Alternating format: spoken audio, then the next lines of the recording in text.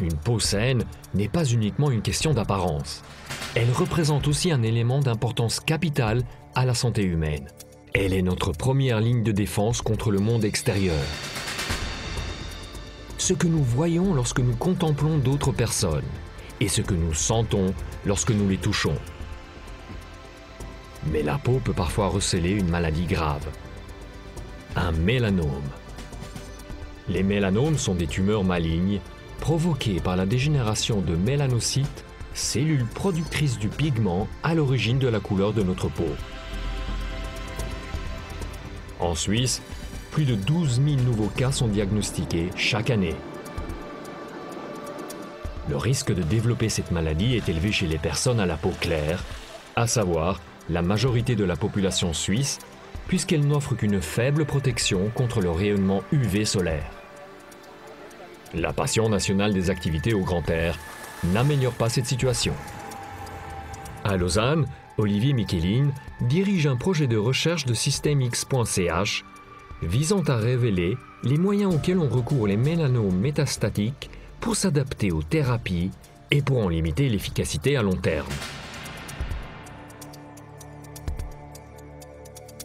Le mélanome métastatique est une maladie très agressive.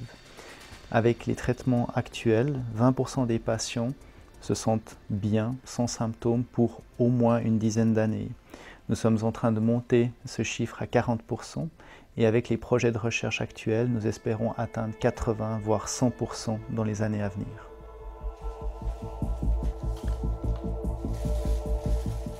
Jusqu'à la fin du siècle passé, les tumeurs étaient essentiellement classées et traitées en fonction de l'organe principal touché par la maladie.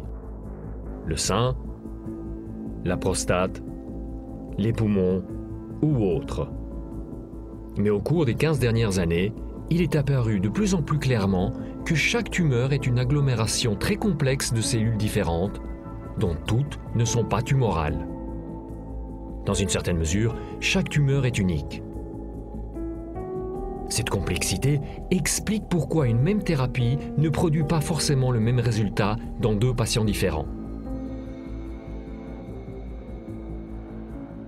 Pour augmenter le bénéfice clinique pour nos patients, nous avons besoin de comprendre dans des détails moléculaires comment la maladie réagit au traitement.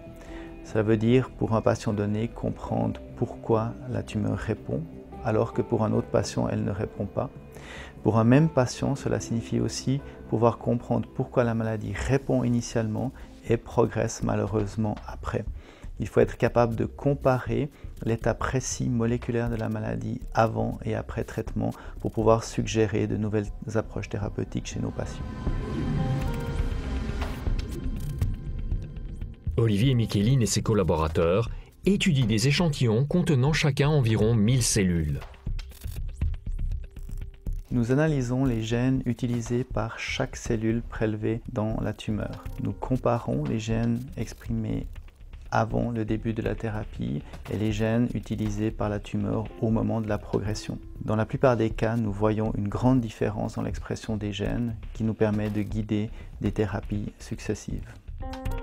En d'autres mots, la composition cellulaire d'une tumeur change au cours de la thérapie. Certaines cellules dangereuses sont tuées, mais chez de nombreux patients, d'autres survivent ou développent même une résistance. Grâce à ce projet, nous apprenons énormément du mélanome. Il s'agit de recherche actuellement, mais chaque gène que nous identifions nous permet d'envisager un traitement adapté. Chaque étape de ce projet nous permet de nous rapprocher d'une oncologie personnalisée. Dans la lutte contre le cancer, les scientifiques savent de mieux en mieux soumettre chaque tumeur individuelle à une combinaison de stratégies différentes. Aux traitements courants tels que la chimiothérapie, mais aussi aux thérapies plus avancées, dont l'immunothérapie, qui cible le talon d'Achille de chaque cellule. Sans l'application d'une approche systémique à la biologie, cet objectif serait hors d'atteinte.